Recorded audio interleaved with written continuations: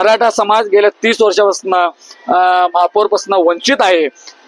मी आपल्या माध्यमातून भाजपच्या वरिष्ठ नेत्यांना मी सांगतो की मराठा समाजाचा यंदा आपण महापौर करून समाजाला न्याय देण्याची भूमिका घ्यावी। आज भाजपमध्ये बघितलं तर आपण भाजपमध्ये मराठा समाजाचे ज्येष्ठ एकच नगरसेवक आनंद नेता जाधव यांना महापौर करून आपण तिथं मराठा समाजाला महापौर करून तिथं न्याय देण्याची आपण भूमिका घ्यावी। अन्यथा येणाऱ्या काळामध्ये उद्या होणाऱ्या पंचायत समिती आणि जिल्हा परिषदमध्ये जर मराठा समाजाचा जर आज महापौर तुम्ही तिथं जाहीर केलं नाही तर येणाऱ्या निवडणुकीमध्ये पंचायत समिती जिल्हा परिषदला मराठा समाज सोलापूर आणि माढा लोकसभामध्ये दोन्ही जिल्ह्यामध्ये प्रत्येक तालुक्यामध्ये मराठा समाजाचं प्राबल्य आहे।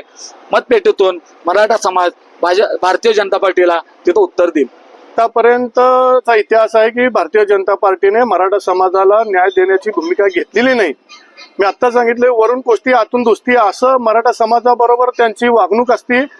जर प्रत्येक वेळी असंच जर बीजेपी जर ठरवत असेल आणि जाणून बुजून मराठा समाजाला मुद्दाम डावलत असेल तर आगामी जिल्हा परिषद असू दे पंचायत समिती असू दे, कारण ग्रामीण भागामध्ये मोठ्या प्रमाणात जवळपास 80% मराठा बांधव राहतो आणि मतपेटीतून 100% या निवडणुकीमध्ये बीजेपीला आणि यांचं जे नेतृत्व करत आहे पालकमंत्री यांना निश्चितच जागा दाखवून देईल। कारण की 30 वर्ष झालं की सोलापूरला महापौर नाही मराठा समाजाचा, मग सर्व समाजाला दिला पण मराठा समाजाला न्याय का देत नाही? 40 वर्ष आमच्याकडून मतदान घेत आहो पण मतदानाच्या टायमाला महापौरच्या टायमाला अन्याय का करत आहो? म्हणून मराठा समाजाला महापौर व्हावं ही आमची अपेक्षा आहे।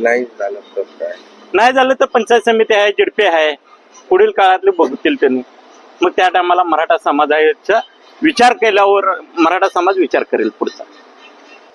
मी गवळी समाजाकडनं एक विनंती करतो, आता जी मराठा समाजाची जी मागणी आहे, या आमचे मोठे बंधू मराठा समाज म्हणून हे गवळी समाजाच्या पाठीमागं कायमपणे उभारले आणि गवळी समाज कुठल्याही अडचणीत मराठा समाज सोबत असतो।